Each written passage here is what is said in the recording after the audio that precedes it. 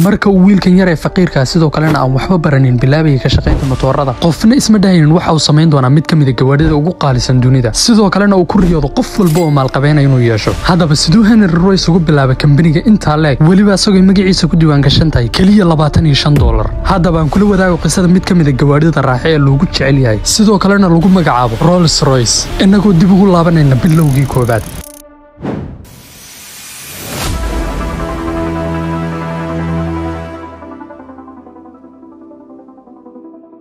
hadaba qisadeena ayaa mid soo bilaabanaysa taariikhdu markii 1863 halkaas uu ku dhashay wiil yar oo lagu magacaabo Henry Royce kaas oo ku dhashay tuulo yar oo ku taalay wadanka Ingiriiska hadaba isla 4 sano kadib dhalashadii Henry waxa gibi ahaan dhulka galay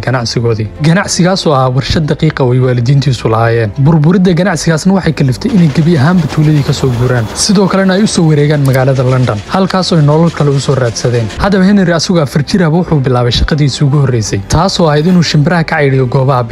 asagoona isla markaas qaadan jiray waxoogaa sintiyaala sidoo kalena aabihii waxa uu ahaa mid ka shaqo bilaabay warshad kale oo soo saarta daqiiqda halkaas oo asna waxoogaa lacag ka qaadan jiray laakiin ugu dambeyn waxaasoo dhan dhulka ayay isla galeen faamilkoodiina sidoo u dhanaashiid ayuu soo istaagay laakiin middan waxay ahayd oo kaliya bilowga dhibaatada Henry markuu gaaray da'da 19 waxaa dhacday inuu aabihiis halkaas ugu geeriyoodo faamilkii gibi ahaanna waxaa soo wajahday xaaladii ugu xumay xaaladaas xun oo ugu dambeyntii kaliftay in Henry hooyadii ay ka shaqeyso guryaha dadka kale sidoo kalena uu Henry wareejiyo joornaalada waliba asagoo daadiisu tahay markaas kaliya 9 sano midanu Henry mustaqbalkiisa gabi ahaanba mugdi gelisay laakiin markuu Henry gaaray da'da 14 waxa uu helay fursadii uu markale ku iftiimin lahaa noloshiisa halkaas oo ay eedadii ku caawisaynaysa lacag yar taasuna xirfad kaga baranayay company lagu magacaabo The Great Northern Railway halkaasuna Henry bilaabay inuu dadaalo habeen iyo maalinba sidoo xirfadiisa kor ugu qaadi lahaa sidoo kalena uu horumarin lahaa asagoona halkii ku bartay makaanikada xisaabta iyo waliba mid ugu muhiimsaneyd ay ahayd electricska waxay ahaataba 3 sano uu meeshan dhiganay waxa qasab noqotay inuu meeshiisa ka tago sababtuna wax kale ma ahayn lacag la'aan darteed iyo inay eedadii ku adkaatay bixinta lacagtii waxay ahaataba Henry halkaas ma uusan ku joogsan oo waxa uu bilaabay inuu ka shaqo bilaabo company soo saara qalabka kaas oo ku yaala Leeds intaas kadibna company kale oo soo saaraya leedhka hadaba waxay sanadadu socdaanba markuu gaaray da'da 21 waxa uu ka shaqo bilaabay company weyn oo lagu magacaabi jiray Maxim Western asagoona company-gan u qaabilsanaa qaybta injineernimada laakiin xaaladda dhaqaale oo ku adkaatay company-gan darteed waxa la xidhay gibi ahaanba company halkaas uu Henry shaqo la'aan soo istaagay walow Henry uu ahaa mid xirfadle ah sidoo kalena uu xirfadiisa shaqooyin badan ku heli karay laakiin haddana wuxuu go'aansaday intuu shaqo kale raadsan lahaa inuu asaguba aasaaso company-giisa u gaarka kaas uu ku soo saaray qalabka elektriga ah laakiin magaciisa markaas waxa ku diiwaan gashanayd oo kaliya £20 oo u dhigantay $25 hadaba wuu ogaa inuu u baahan yahay caawimaad waana markaas markuu bilaabay inuu ku qanciyo saaxiibkiisa inuu la hawlgalo kaasoo lagu magacaabi jiray Ernest Rancolmond kaasoo ugu dambeyntii ku ogolaaday ayagoona si wada jir u bilaabay businesskii kaasoo ay ugu magacdareen FH Royce & Company taariikhdu markaad 1884 ayagoona magaalada Manchester ka kareystay xafiis gooniya ayagoona bilaabay inay si wada jir u soo saaraan qalabyadii korontada waqtigaas iyo sidoo kale hagaajintoodaba hadaba intaasoo kaliya ma aynu ku ekaan ayagoona dadaal badan iyo rafaad badan kadib soo saaray qalabkoodii guuleystay kaasoo ah qalabka lagu xidhay albaabada qalabkan oo bilaabay inuu si degdeg ah u gadmo taasoo Henry ka dhigtay inuu habeen iyo maalinba ka shaqeeyo sidoo u soo saari lahaa xaddi badan oo qalabkan ah sidoo kalena lacagta uu ka helo waxa uu adeegsan jiray sidoo u soo saari lahaa product kale oo kii hore ka gedisan sidoo kalena ka weyn kii hore sida generatorska iyo waxyaabo kale oo badan isla muddo koobanba company-ga hawada ayuu galay sidoo kalena 1899 waxa uu soo xareeyay lacag kor u dhaafaysa £60,000 laga yaabaa maanta marka loo eego inay lacag badan kula noqon weydo laakiin xisaabta ku darso waqtigu waa 80-aadkii oo maanta haddii loo barbardhigo lacagtaas waxay gaaraysaa malaayiin $. hadaba marka waxaasoo dhan laga soo tago Henry waxa uu niyad ku hayay mashruuc waxaasoo dhan ka weyn mashruucaas oo ahaa soo saaridda gawaarida hadaba si ay riyadaas ugu rimood waxa uu bilaabay inuu marka hore soo iibsado gawaarida macmalka kuwaasoo lagu sameeyay Faransiiska asagoona baabuurkaas gabi ahaanba dib u habeyn ku sameyn jiray sidoo kalena ka soo saaraya baabuur cusub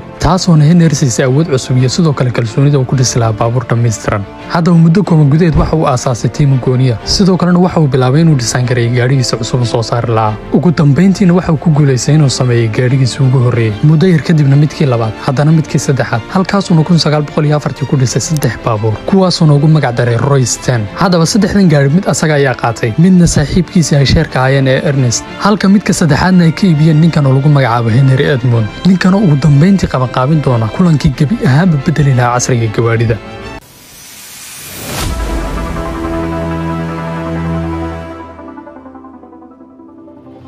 qofna ma filaynin Henry Royce iyo Charles Rolls ayaa kulmi doona sidoo kalena ganacsi wadaagi doona waxay haataba halkaas waxa sheekada ka soo galay geesiga labaad ee qisada kaasoo lagu magacaabo Charles Rolls hadaba Charles kan ayaa ka soo horjeedka Henry marka loo eego dhanka nolosha iyo waxa uu soo maray Charles waxa uu ku dhashay magaalada London taariikhdu markii 1887 waxa uu ahaa yaraanka xaafadda sidoo kalena waxbarashadiisa waxa uu ku soo qaatay jaamacadda Cambridge asagoona halkaas ku bartay mechanical engineering hadaba Charles kan ayaa mid aad uga dambeeyay gawaadhida sidoo kale maadaama ay qoyskiisu lacag lahaayeen Charles wax walba fudayd ay u haayeen asagoona kamid ah dadka kooban ee waqtigaas gaadhiga lahaa waliba asagay da'diisu tahay kaliya 18 qiyaasna waqtigu waa 1896 gawaadhidana waxa laga soo iibsan jiray wadanka Faransiiska waxay haataba Charles aad ay u jeclaa gawaadhida ugu dambeyntii ka furtay suuq gawaarida lagu iibiyo kaasuna ku furtay lacagta aabihii hadaba kambanigan ayaa mid soo dhoofsan jiray gawaarida lagu sameeyo Faransiiska ayagoona ka iibin jiray macaamiisha Ingiriiska sidoo kale Charles ayaa mid aad ugu waalaa tartanka gawaarida asagoona aad u jeclaa gawaarida xawaaraha sare leh sidoo kalena ay loobin duulimaadyada asagoo ahaa qofka labaad ee gebi ahaanba Ingiriiska haysta liisanka uu ku duuli karo 200 oo flight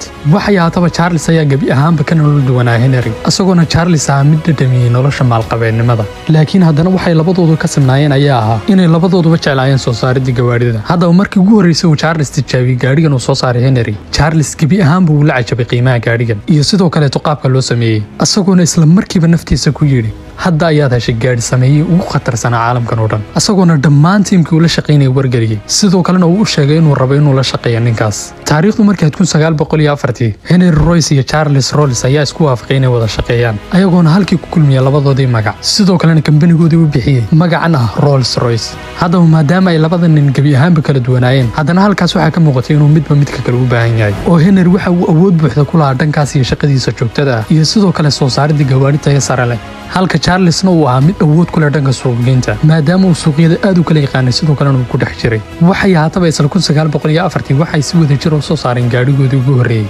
kaasoo lagu magacaabay Rolls Royce 10 HP ayagoona ku iibiyay lacag gaadhaysa 390 pound oo maanta marka loo eego u dhiganto $10,000 hadaba waa 1906 marka ay soo saareen model cusub kaasoona noqon doona gaadhigii ugu wanaagsanaa taariikhda waqtigaas modelkan ayaa mid gebi ahaanba ka gedisanaa modeladii hore ayagoona u bixiyay magaca Silver Ghost sababta magacan loogu bixiyana waxay ahayd maadaama uu baabuurka kalarkiisu ahaa silver iyo waliba sidoo kale taamisnaantiisa darteed waxay haataba tijaabooyin badan oo la marsiiyay noocan baabuur ay dad badan u doorteen kii ugu wanaagsanaa waqtigaas marka loo eego qaabka loo sameeyay iyo sidoo kale deganaantiisa xitaa waxaa la sheegay tijaabooyinka la marsiiyay inay kamid ahayd in korka laga saaray coin ama shilin sidaa u kadibna la waday asagoon gebi ahaanba ridin coinkii la saaray deganaanta baabuurkan darteed asagoona noocan baabuur noqday noocay dadku dhan jeclaystaan sidoo kalena suuq badan hela asagoona noqday choice-ka koowaad ee dadka ugu maalqabaysanaa waqtigaas taas oona midaynta labada nin ka dhigtay mid aad u sii xoogeysata hadaba marka laga yimaado guusha ay labada nin xaqiijiyeen waxaa jirta dhibaato kale oo weyn marka laga yimaado Charles inuu aad u jeclaa gawaadhida waxa kale oo sidaas la mid aad u jeclaa duulimaadyada asagoona marar badan Henry ka dalbaday inuu u sameeyo mashiin diyaaradeed laakiin Henry midan uu ka diiday laakiin midan ma ayna ku horistaagin Charles inuu soo iibsaday diyaarad qaas ah sidoo kale 2010 waxa uu noqday qofkii ugu horeeyay falayd ugu kala gudbay English Channel-ka laakiin nasiib xumo Charles iskoorkaas oo kaliya ma uusan jabin sidoo kale Charles waxa uu jabiyay qofkii ugu horeeyay ee Ingiriiska sidoo kalena shil diyaaradeed ku dhinta asagoo da'diisu tahay kaliya 32 sano laakiin safarkii Rolls Royce ma uusan noqonin mid halkii ku istaaga oo Henry ayaa mid halkii ka sii wada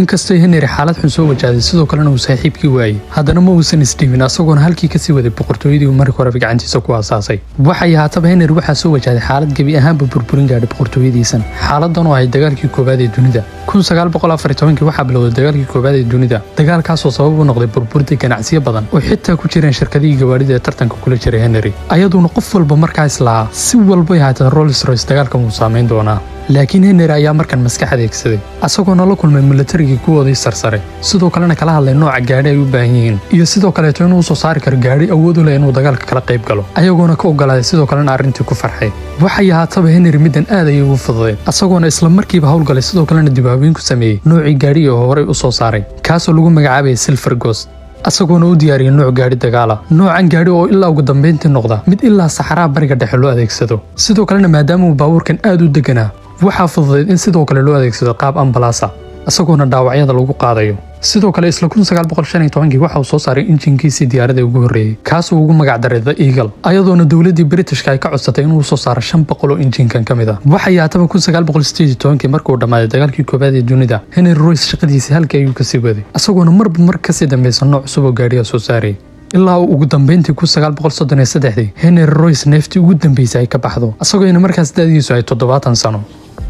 waxay yaataba Henry ayaa lagu xasuustaa qaab shaqayntiisii adkeyd ayadoo xitaa la sheegay in inta uusan dhiman ka hor uu diyaariyay sidoo kalena uu qoray warqad designer taasoo ka dalbaday kalkaalisadiisii inay u gudbiso goobtiisa shaqada si ay u soo saaraan design-kiisan cusub isagoona Henry halkii ku dhintay weliba ayadoon waraaqadii la gudbinin.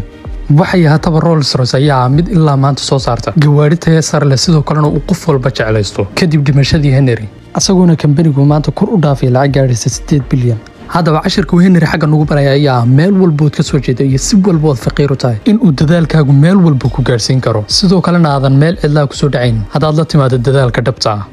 haddaba muuqaalkeenan maanta ayaa shabaha muuqaalkii hore kaasoo nugu hadlaynay wiilkii agoonkii rajayga sidoo kalena soo saaray saacadda ugu magac weyne Rolex. fadlan haddaadan hore u soo daawan hadda soo daawo adigoo ku dhufanaya thumbnailkan shaashada kaaga muuqanaya halkaas ayaa noo balana.